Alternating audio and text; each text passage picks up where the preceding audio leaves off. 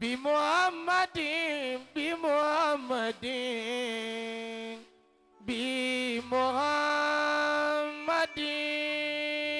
اللي يقوى النبي بمحمد بمحمد بمحمد بمحمد بمحمد بمحمد يا من يحب محمدا بشراك لا البقية فادلوا إلاك يا من يحب محمدا محمدا محمدا محمدا محمدا بشراك أنت السعيد ولا سعيد سواك يا من يحب محمدا لك ربي وربك في هلا يراك النبي محمد يا من يحب محمدا محمدا محمدا سهدك لم يبقى أيوب بعده بشراك وبكت بربي جد في وبالمصطفى المختار أن المعارف شيخ إبراهيم ونشوني رفعت الكل لله سيدي وواسطة المامون باب اللطائفي ليست عني بلا من مداره فمشاهده في القلب ليس بصارفي أني جماعة وأجودا عيبة وجلالا وابصرت من ذا بهجة وجمالا جمالك غز عيبة ومحبة فأنت أتم المرسلين كمالا وكلهم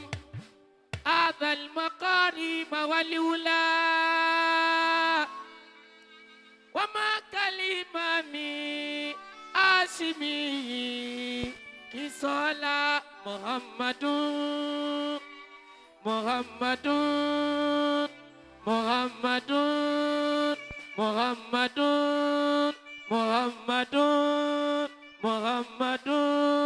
يا خير الأنام وسلتي أباك إلهي ما يفوت مقا أسبي ببار رغوف أسبي بي وكفاني أسبي بي وبطاء أسبي بشيخ تجاني ولا إله إلا الله لا إله إلا الله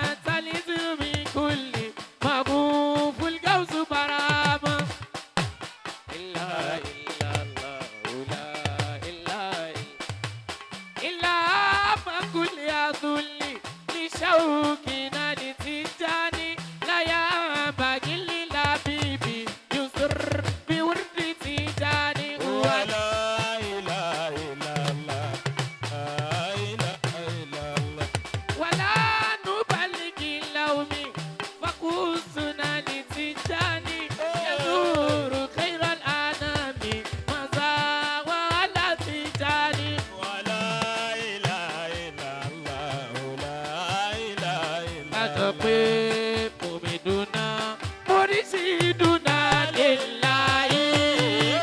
àṣẹ ìkù Ibrahim Abudallah Allah Allah omi dùnà oríṣi dùnà lè láyé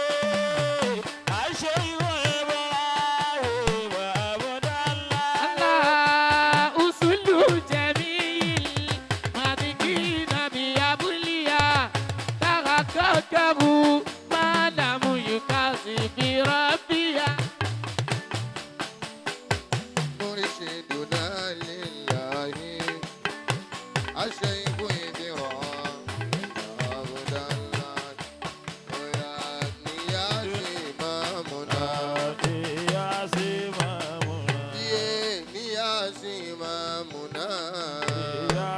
إمامنا نياس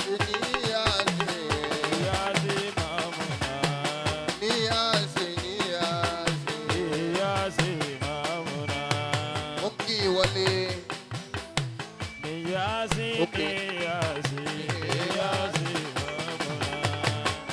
مكي ولي عفاوة